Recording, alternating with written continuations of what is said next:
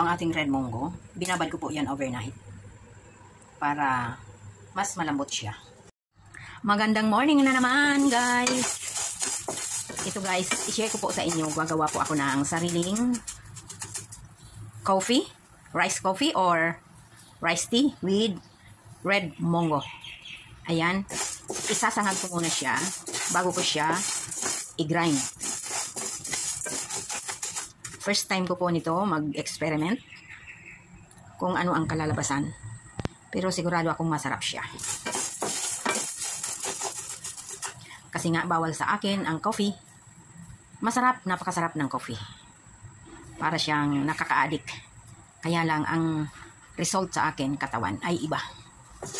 Kaya minsan titikim lang ako ng konti pero hindi pwedeng yun na ang aking iinumin. Kaya itong napag-isipan ko, nagagawa rin ako ng sarili kong coffee. Sa amin po sa probinsya, lagi kaming ganito ang ginagawa. Hindi kami bumibili ng any brand of coffee. Ito lang, tinutong na bigas or kaping bigas. Ayan. Talagang itim na po ang kulay nun kapag ginagawa. Talagang sunog na, halos sunog na. Tsaka siya lalagyan ng tubig. Pero ito po, hindi ko siya paiitimin talaga. Kasi i-grind ko siya. Ayan, kaunti po. Ayan guys, very aromatic. Ayan, para lang siyang brown rice. So, ito na po ang ating first try. Ayan. So, ayan po, dapat nang hawakan kasi siyempre matatapon.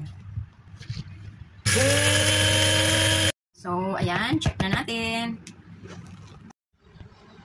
Oh, wow.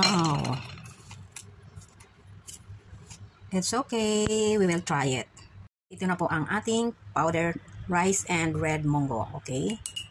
Try tayo ng 2 teaspoon. Ayan.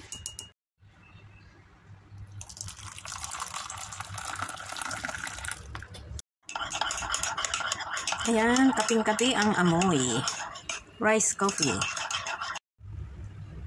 Add ko po ng some soya milk.